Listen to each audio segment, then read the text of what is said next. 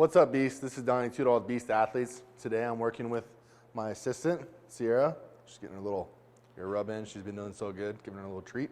Anyways, we're gonna go through seated dips today. We're gonna work on an actual seated dip machine.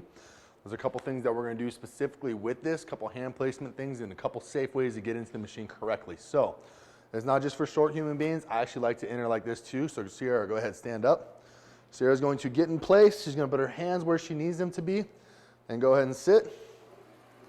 Push your butt back into it. Let your feet go out a little bit in front of you. Bring them in so you can move correctly. All right, now we're gonna go through the movement. Up. Good. Higher. Good. Get a full range of motion. Okay, so how Sierra is sat here. She's sat flat backed against this thing. Her butt's pressed in. Her upper body's pressed in. Her whole back is pressed flat against this.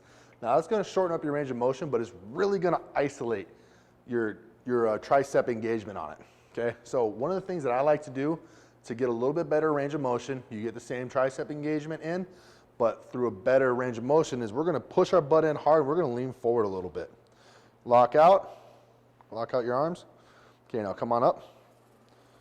And maintain that position. I don't want you moving back and forth. Go through 5.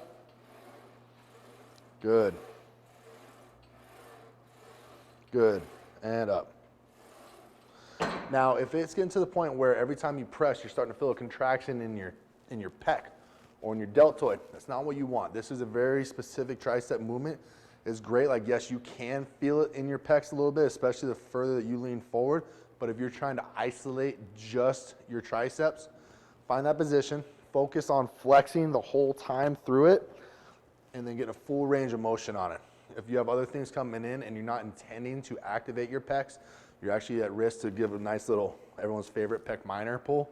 And those are very nagging injuries, so we won't want to put something like that into your deck of cards on a movement like this. So, lean a little bit more forward, get a better contraction. Where do you feel, though, being built differently than me, where do you feel your chest start to come into the movement?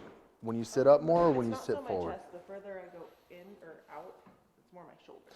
So you feel it more in your, okay, so you feel it more in your deltoid when you lean more forward. So go ahead and go through this again. Go ahead, load correctly. You want me forward or back? Forward. Now I want you to strictly try and engage your triceps. Now flex the whole time, up, down. Do you feel anything through there? My tricep? In your deltoid. Okay, you still feel that. Okay, so go ahead and sit up a little bit more. Go ahead, try it again. Just triceps, or do you feel it in your deltoids again? A little in the shoulder. Okay, not as much. Go all the way up. Strictly tricep, but a really poor range of motion. So try and come up a little bit higher. Improve your range of motion here. My shoulders That's about as high up as you can go. So yes, there are certain rules. Like if you're sacrificing your structural integrity of the movement to get better range of motion, you're not in the right position. So lean a little bit forward. Focus on the muscles that you're trying to have work, and that'll benefit you greatly. But there's so many different ways to do this. Don't just take our word for it. Take our coaching, try it out a little bit on your own, give us some feedback, we'll give you some feedback. That's what's gonna make you successful in the weight room. That's what's gonna make you successful in life in general. When you give and receive feedback and you do everything you can with it. So, a couple different ways to do it, a couple different high-level athletes telling you what they like and what has worked for them. So take it for what it's worth, run with it, but remember, this is not the only way to do it. This is just how we like to do it, or I like to do it and she likes to do it. 2 different opinions there. Make it your own. Make it fun and get after it. So thanks for tuning in, guys. Talk to you soon.